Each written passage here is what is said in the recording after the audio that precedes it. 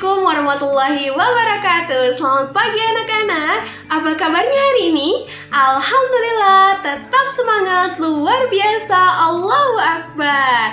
Oke, sudah semangat ya? Sudah siap untuk memulai pembelajaran hari ini?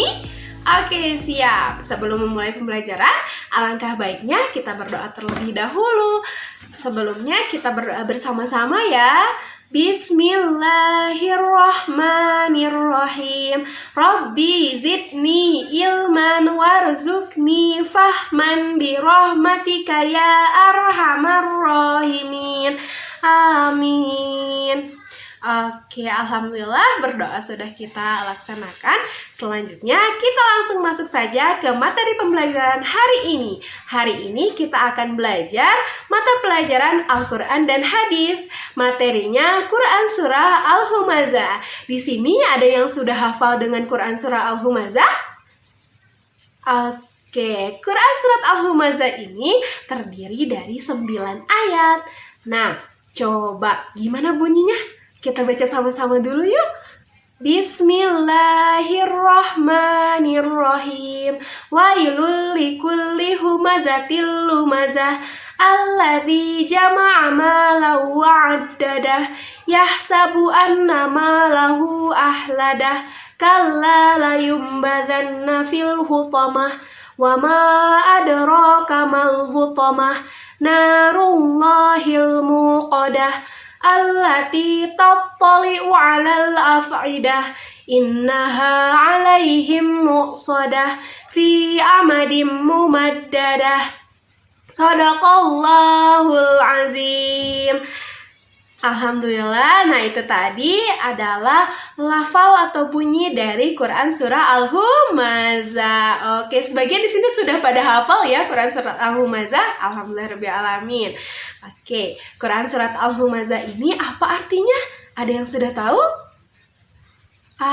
Quran Surat Al-Humazah ini artinya adalah pengumpat. Quran Surat Al-Humazah ini surah ke-104 dalam susunan Mushaf Al-Quran. Surat Al-Humazah ini tergolong kepada golongan surah Makkiyah. Kenapa sih, Bu? Kok golongan surah Makkiyah?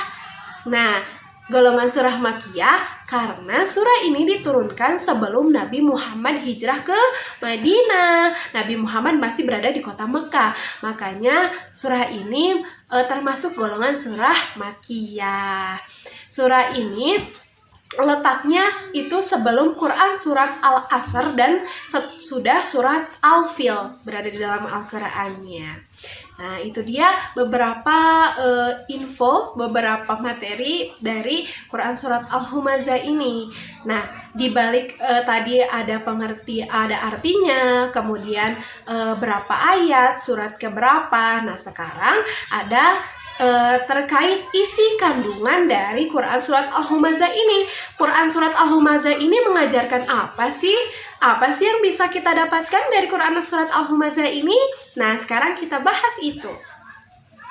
Quran Surat Al-Humazah ini Allah Subhanahu wa Ta'ala itu di dalam Quran Surat ini mengemukakan, menyatakan bahwa Allah itu melarang manusia itu melakukan perbuatan buruk, yakni mencela, mencaci, dan juga menghina, mengumpat. Itu sebuah perilaku akhlak mazmumah, akhlak buruk. Allah itu melarang kita melakukan itu di dalam surat Al-Humazah. Kenapa sih dilarang? Karena menghina, mencaci, mengumpat itu akan berdampak buruk bagi kehidupan sosial kita. Selain itu juga bisa sebagai pengingat bahwa semua makhluk adalah ciptaan Allah. Kita itu sama di hadapan Allah, tidak ada yang berbeda. Makanya kita itu tidak boleh saling mencaci, saling mengumpat, saling menghina. Itu perilaku yang buruk, kita tidak boleh melakukan perilaku tersebut. Kemudian Allah Subhanahu wa Ta'ala pun mengingatkan bahaya akibat dari mencintai dan menumpuk-numpuk harta. Dalam Quran Surat Al-Humazah ini Allah menjelaskan itu. Bahkan kita itu tidak boleh menganggap harta yang dimiliki kita itu bisa kita dapatkan secara kekal, abadi, itu milik kita abadi. Padahal bukan, padahal sebaliknya cinta harta itu tidak bisa membuat kita hidup kekal abadi, tapi cinta harta berlebih bisa membuat kita manusia itu akan lalai terhadap apa kewajiban kita. Terkadang ketika kita sedang berada di atas, kita memiliki harta yang besar, kita lupa harta itu hakikatnya milik Allah Subhanahu wa Ta'ala. Kita hanya dititipkan oleh Allah Subhanahu wa Ta'ala. Makanya ketika kita cinta harta berlebih, itu biasanya kita lalai terhadap kewajiban kita. Ketika kita banyak harta, banyak kerjaan, sibuk, kita lupa melakukan kewajiban kita. Sholat pun ditinggalkan, ibadah pun ditinggalkan.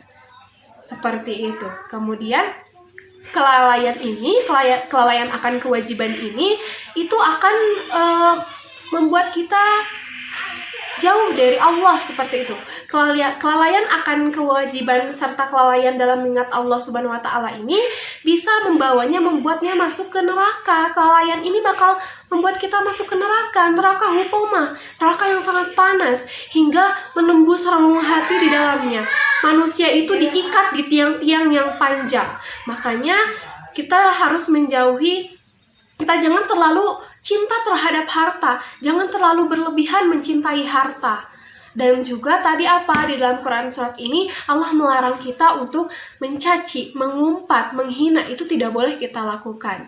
Nah, setelah kita mengetahui isi kandungan dari dalam Quran surat Al-Humazah ini, nah kita sudah tahu apa yang harus kita tinggalkan dan harus kita hindari, seperti itu.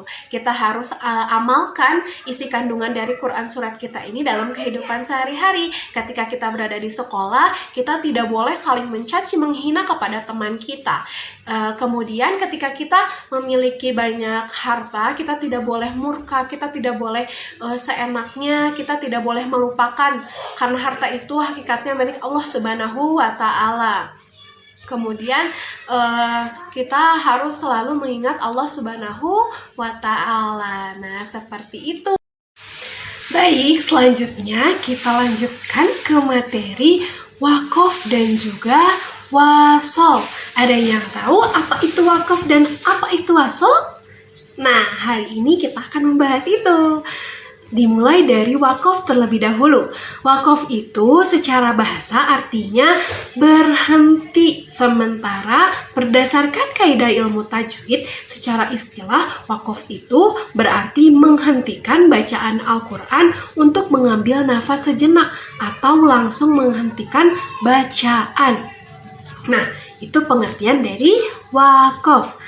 Ada juga yang memaknai wakaf dengan menghentikan bacaan sejenak baik di akhir maupun pertengahan ayat.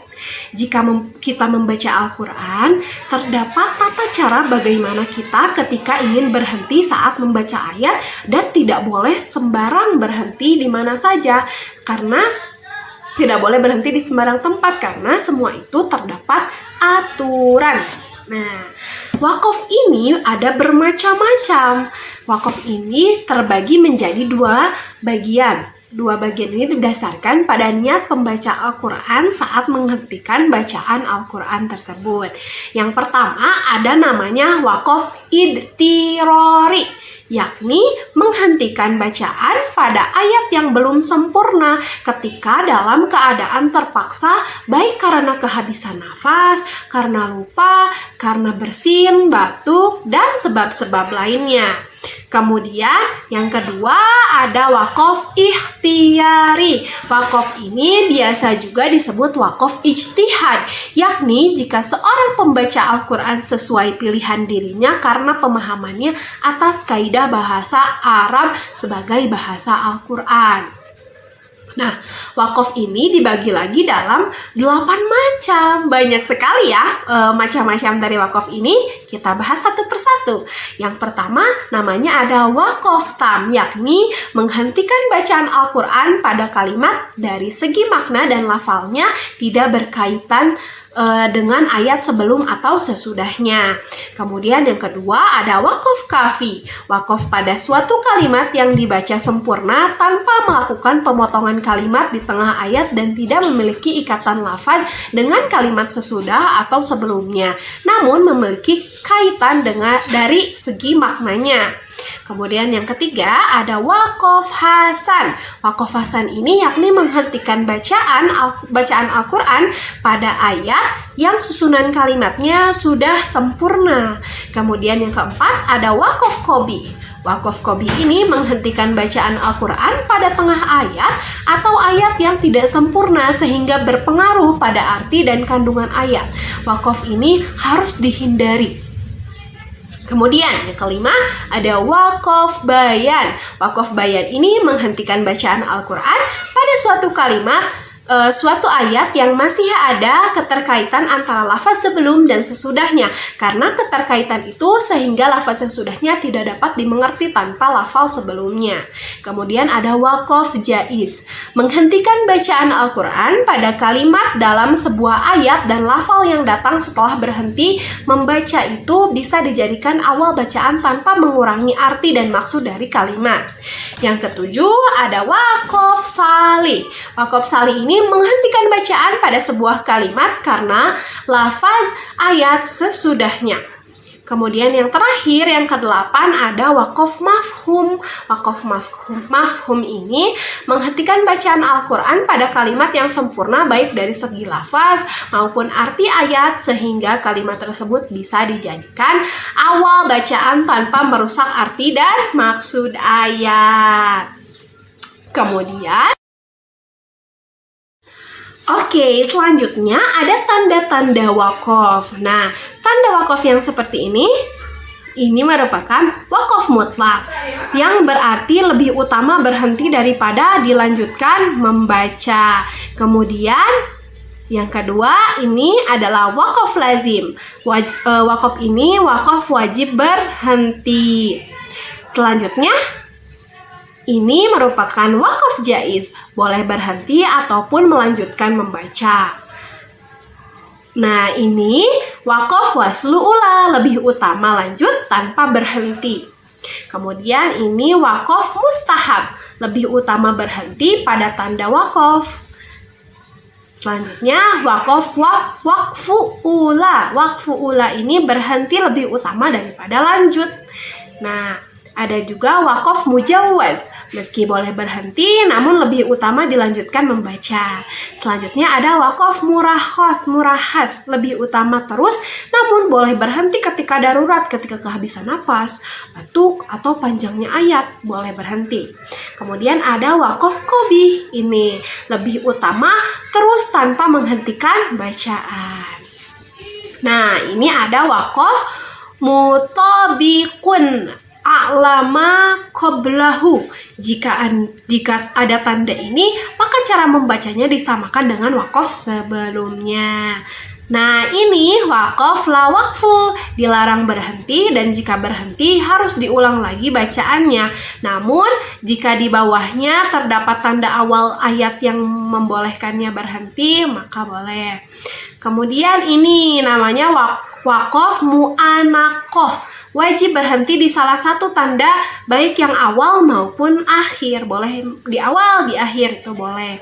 Kemudian ada saktah ini menghentikan bacaan dengan menahan napas sejenak sekira 2 harokat pada kata yang ditandai saktah atau dengan huruf sa, kemudian langsung disambungkan pada kalimat selanjutnya. Nah, itu tadi ada tanda-tanda dari wakof. Oke, nah itu tadi tanda-tanda wakof. Ini kita kasih contoh satu dari tanda wakof. Ada wakof lazim di sini. Ibu kasih contohnya. Contohnya ini. Bismillahirrahmanirrahim. Dzalikal yaumul haqqu faman syaa'a attakhadha ila rabbihi ma'aba. Nah, itu wakof jaiz yang boleh berhenti ataupun boleh melanjutkan. Itu tadi ibu lanjutkan. Atau boleh juga seperti ini. Dzalikal yaumul haqq faman syaa'a attakhadha ila rabbihi ma'aba. Shadaqallahul azim. Nah, itu dia salah satu contohnya. Jadi, ketika di sininya waqaf lazim wajib berhenti, berarti harus berhenti. Waqaf wasu'usla lebih utama lanjut tanpa berhenti, maka dicoba untuk dilanjutkan. Seperti itu ya. Mungkin itu materi dari waqaf. Selanjutnya ada tentang apa? Wasol. Betul. Wasol ini secara bahasa berasal dari kata waslun yang artinya sambung, menyambung, atau terus. Sementara secara istilah ilmu tajwid, wasol adalah meneruskan bacaan ayat Al-Quran pada tanda waqaf yang seharusnya boleh berhenti dengan tidak mengambil napas, atau dengan kata lain menjambung ayat satu dengan ayat yang lainnya dengan cara sebagai berikut. Ada cara-caranya. Yang pertama, cara membacanya disambung dengan harakat akhir pada ayat pertama, tetap dibaca apa adanya jika berharakat fathah, kasroh, atau doma. Contohnya nih, dibacanya jadi Bismillahirrahmanirrahim, Alhamdulillahi Rabbil Alamin. Nah, seperti itu. Kemudian cara yang kedua, ditambahkan nun dengan harakat kasrah jika akhir kata yang akan disambung berharakat fathatain, kasrohtain maupun domahtain. Nah, seperti ini cara membacanya, cara wasolnya. Qul huwallahu ahadinillahus somad.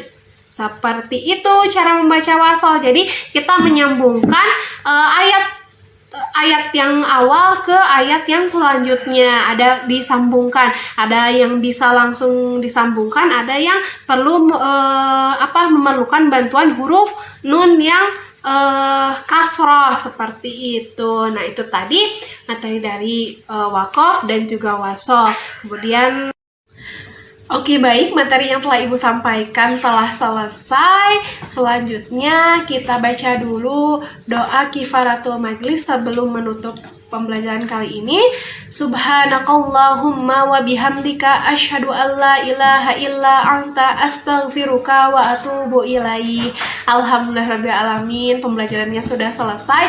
Semoga ilmu yang Ibu berikan itu dapat bermanfaat bagi kalian, dan kelas yang kita jalankan tadi itu menjadi amal ibadah bagi kita, menjadi berkah bagi kita. Terima kasih kepada anak-anak yang telah memperhatikan Ibu selama pelajaran hari ini. Kurang lebihnya mohon dimaafkan. Wassalamualaikum warahmatullahi wabarakatuh. Sampai berjumpa kembali anak-anak.